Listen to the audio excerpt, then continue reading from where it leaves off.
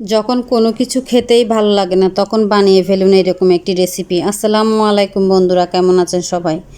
এখন তো বর্ষার সিজনে কচু শাক, কচুরলতি সবসময় পাওয়া যায়। তাই আজকে একটা ভিন্ন ধরনের রেসিপি নিয়ে চলে এসেছি আপনাদের সামনে।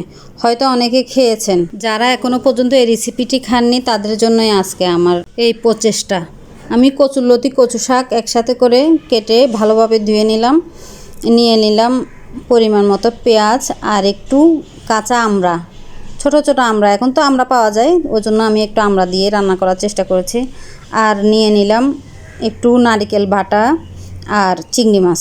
আমি আজকে নারকেল বাটা আর চিংড়ি মাছ দিয়েই কচু শাকটা রান্না করব। অনেকে খেয়েছেন, যারা জানেন না বা যারা নতুন রাঁধুনি তাদের জন্যই আজকে আমি এই রেসিপিটি দেখাচ্ছি। দিয়ে দিলাম চুলায় পরিমাণ মতো তেল, আর তেলটা গরম হয়ে গেলে দিয়ে দিব পেঁয়াজটা আমি মিনিট 2 ভেজে নিব। মিনিট 2 ভাজার পর পরিমাণ মতো রসুন বাটা দিয়ে দিলাম। আমি এখানে 2 টেবিল চামচ রসুন বাটা দিলাম। কচু শাকে একটু রসুন বাটাটা বেশি দিলে ভালো হয়, গলা ধরে না। আর দিয়ে দিলাম চিংড়ি মাছটা তেলে ভেজে নিলাম। চিংড়ি মাছটা তেলে ভেজে নিলে তরকারির স্বাদ অন্যরকম হয়। চিংড়ি মাছটা মিনিট 2 ভাজার পর এখন আমি শুকনো মশলাগুলো দিয়ে দিলাম পরিমাণ মতো হলুদের গুঁড়া, পরিমাণ মতো লবণ দিয়ে দিলাম, আর দিয়ে দিলাম মরিচের গুঁড়া 2 টেবিল চামচ মতো। মরিচের গুঁড়াটা একটু বেশি, কারণ নারকেল বাটা যখন দিব মরিচটা ওরকম করে দেখা যাবে না, তরকারিটা সাদা সাদা মনে হবে, তাই মরিচের গুঁড়াটা একটু বেশি দিলাম। মশলাটা যেন পুড়ে না যায় দিয়ে দিলাম একটু পানি দিয়ে আমি মশলাটা কষিয়ে নিব। মশলাটা কষানো শেষ, এখন আমি নারকেল বাটাটা দিয়ে তেলের সাথে মিনিট 2 আবার রান্না করে নেব। মিনিট 2 রান্না করার পর আমি একটু পানি দিয়ে নারকেলটা আর একটু কষিয়ে নেব। যারা এই তরকারিটা রান্না করেছেন তারা তো জানেন এর স্বাদের কথা তো বলে শেষ করা যাবে না, অপূর্ব, এক কথায় অসাধারণ।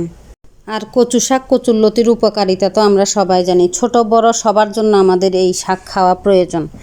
আমার মশলাটা কষানো শেষ, এখন আমি অল্প পরিমাণ পানি দিয়ে আরও 5 মিনিট মতো রান্না করব। পানিটা বলক এসে গেলে এখন আমি শাক আর লতিটা দিয়ে একটু নাড়িয়ে আমি আরও 5 মিনিট মতো রান্না করব ঢাকনা দিয়ে। 5 মিনিট পর একটু নাড়িয়ে নিয়ে এখন আমি আমড়াগুলো দিয়ে দিব। আমড়াগুলো দিয়ে আমি আবার ঢাকনা দিয়ে রান্না করব আরও 5 মিনিট। চুলার আগুনটা মিডিয়ামে রেখে আমি আরও 5 মিনিট রান্না করে নিব, কারণ এটা সিদ্ধ হইতে হবে, তাই আমি আর পানি ব্যবহার করব না। এভাবে আমি রান্না করে নিব আরও 5 মিনিট। 5 মিনিটের মধ্যে একটু মাঝে মাঝে নেড়ে দিব, নাইলে নিচে দিয়ে লেগে যেতে পারে। তাই আমার রান্নাটা কমপ্লিট, এখন চুলা থেকে নামিয়ে নিব। আমার এই রেসিপি যদি ভালো লেগে থাকে লাইক কমেন্ট শেয়ার করে পাশে থাকবেন, আর বাসায় সবাই একবার হলেও বানিয়ে দেখবেন খেতে দারুণ লাগে। এই রান্নাটি অনেক পুরনো একটি রান্না, মা চাচিদের হাতে খেয়েছি আর এখন নিজেরা করে খাচ্ছি। তারপরেও মা চাচিদের হাতের রান্নার মতো স্বাদ হয় না, তারপরেও চেষ্টা করলাম। ভুল হলে ক্ষমার দৃষ্টিতে দেখবেন। সবাই ভালো থাকবেন, সুস্থ থাকবেন। আল্লাহ হাফেজ, আসসালামু আলাইকুম। এতক্ষণ আমার সাথে থাকার জন্য অনেক অনেক অনেক ধন্যবাদ।